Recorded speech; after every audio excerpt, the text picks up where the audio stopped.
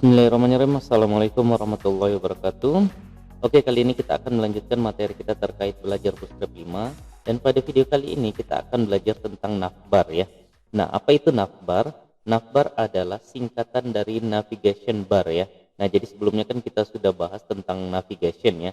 Nah, namun di sini ada perbedaan ya. Kalau navbar merupakan komponen website yang berupa menu yang biasanya diletakkan pada header website ya. Nah, jadi ini yang paling sering kita temukan dan akan sangat kita gunakan pada sebuah halaman website ya. Nah, misalnya di sini komponen navbar biasanya digunakan untuk membuat menu navigasi yang terletak pada bagian header website.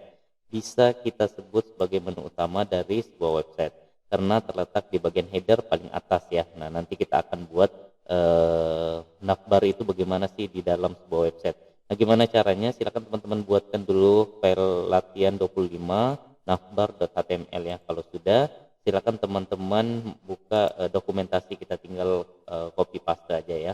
Nah, jadi di sini silakan teman-teman masuk ke menu navbar ya, di tab navbar di dalam komponen, kemudian navbar ya, atau silakan teman-teman cari lewat kolom pencarian ini.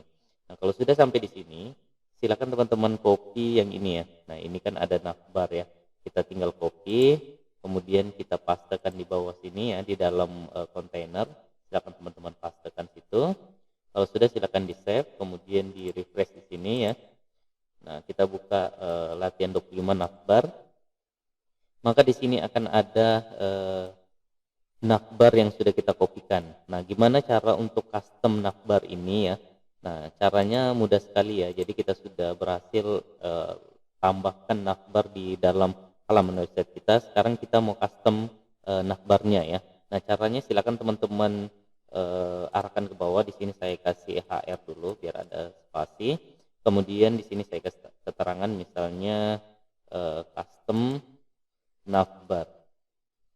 Nah, kalau sudah silakan teman-teman copy ya, yang ini yang tadi kita kopikan, kita duplikat, kemudian simpan di bawahnya. Di sini yang akan kita custom. Nah, yang pertama yang mau kita gunakan adalah kita mau ganti warna backgroundnya ini dulu ya.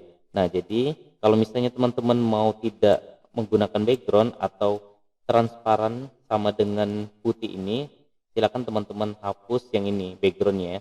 BG like ini silakan teman-teman hapus, kemudian di refresh. Maka di sini dia akan sama dengan background kita ya, jadi tidak ada warnanya seperti itu. Nah, sekarang kita mau beri warna, misalnya di sini BG primary ya. Kalau sudah silakan di save, kemudian di refresh. Nah, sekarang sudah berubah menjadi warna biru. Sekarang kita mau tulisannya warnanya putih ya. Nah, kalau kita mau tulisannya warna putih, navbar like ini kita ganti menjadi dark. Seperti itu. Kalau sudah silahkan di save, kemudian di refresh. Nah, maka tulisan kita sudah berubah menjadi warna putih. Selanjutnya kita akan custom. Misalnya di sini navbar ini ya, ini adalah brand kita ya. Nah, nama website kita misalnya di sini saya cari ya, di sini kita cari, ini ada navbar. Misalnya di sini saya mau ganti ngoding, kemudian saya tebalkan pintarnya ya, ngoding pintar seperti itu. Kalau sudah silakan di save, kemudian di refresh. Nah, maka di sini sudah berubah ya, ngoding pintar. Kemudian home ini saya mau ganti menjadi beranda ya. Misalnya di sini beranda. Lalu link ini kita ganti, misalnya di sini saya mau menjadi profil ya, profil. Kemudian saya copy lagi LI ini ya, untuk yang profil ini saya copy, kemudian saya pastekan di bawahnya, saya ganti menjadi kontak misalnya seperti itu ya. Nah, kalau sudah kita tidak butuh drop down, ini kita bisa hapus ya. Kemudian untuk menu disable ini kita juga tidak butuhkan, kita boleh hapus ya. Nah, kalau sudah silakan di save, kemudian di refresh.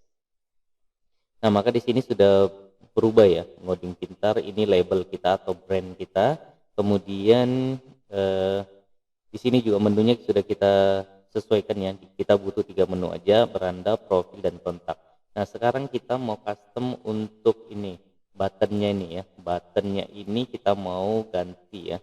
Nah, misalnya di sini Nah, dia kan BTN outline ya. Kita mau ganti misalnya BTN info. Kalau sudah silakan di save, kemudian di refresh. Nah, maka sudah berubah ya. Nah, sekarang kita mau ubah lagi. Kita tidak mau tulisan search seperti ini, kita mau dia icon. Sekarang silakan teman-teman kembali ke teks ke dokumentasinya, kemudian sini kita cari icon. Silakan teman-teman klik icon, kemudian nanti silakan teman-teman klik learn more ini ya. Lalu di sini kita cari misalnya search. Oke, nah ini kita dapat icon ya, kita boleh klik, kita copy SVG-nya aja ya, di sini klik copy, kemudian kita pastekan di sini ya. Jadi search ini, tulisan search ini kita hapus, kemudian kita ganti dengan icon yang tadi. Kalau sudah silakan di save, kemudian di refresh ya.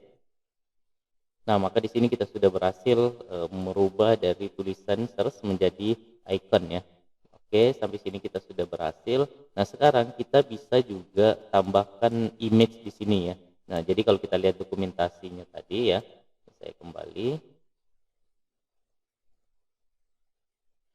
Nah, di sini kita bisa tambahkan gambar ya untuk brand kita. Nah, sekarang di sini kan kita sudah punya gambar nih ya. Di sini saya punya gambar dalam folder IMG. Di situ ada logo.png ya. Nah, di sini kita sudah punya logo. Nah, di sini saya mau panggil ya. Caranya mudah sekali. Di sini ya, di atas link atau brand kita ya, di atas brand kita ini kita tambahkan space seperti ini ya, kita enter sekali. Kemudian di situ kita panggilkan gambarnya. Caranya IMG, kemudian SRC, posisinya di mana? Posisinya ada di folder IMG.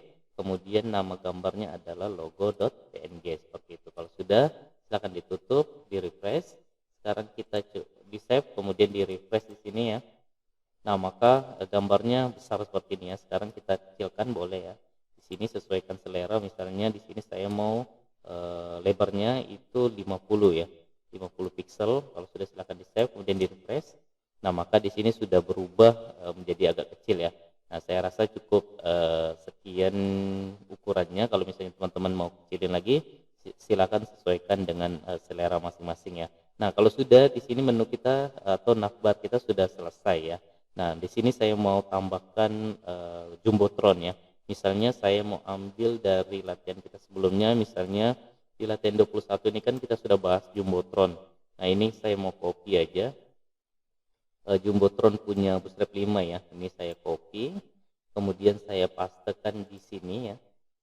Saya pastekan di latihan 25 kita. Di bawah nav ini ya, di bawah nav ini saya mau pastekan jumbotron yang tadi saya kopikan ya. Nah, kalau sudah silakan di save, kemudian di refresh.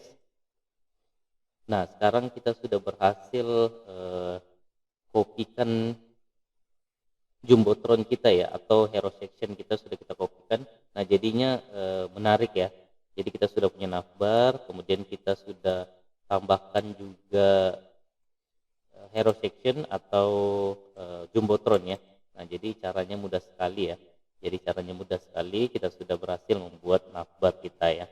Nah, jadi saya rasa ini boleh teman-teman custom lagi sesuai dengan kebutuhan teman-teman ya di dalam websitenya, maunya menunya apa saja, kemudian logonya itu bagaimana, terus brandnya, lalu kalau misalnya teman-teman butuh form pencarian boleh dipakai yang ini, kalau tidak juga boleh dihapus ya. Jadi silakan teman-teman sesuaikan.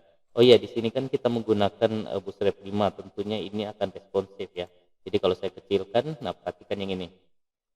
Perhatikan yang ada di sini ketika saya klik, nah maka dia akan seperti ini. Oh iya, di sini ada kesalahannya. Nah, jadi ini kan kita menggunakan ID ya.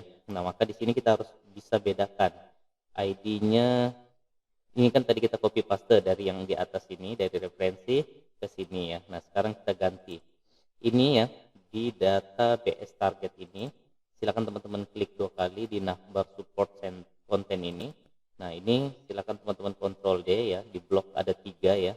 Kemudian di sini misalnya saya ganti navbar Q, misalnya seperti itu ya. Kalau sudah silakan di save, kemudian di refresh. Sekarang kita kecilkan lagi. Nah, dia sudah responsif ya. Ketika saya klik eh, menu ini, maka dia akan ke bawah seperti itu ya. Jadi keren sekali ya.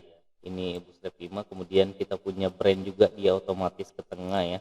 Nah, logo kita tetap di kiri, tidak masalah, keren ya. Nah, jadi ini silakan teman-teman manfaatkan untuk websitenya nanti ya. Oke, jadi saya rasa cukup sekian video kita kali ini. Semoga jelas. Sampai ketemu di video berikutnya. Salam ngopi.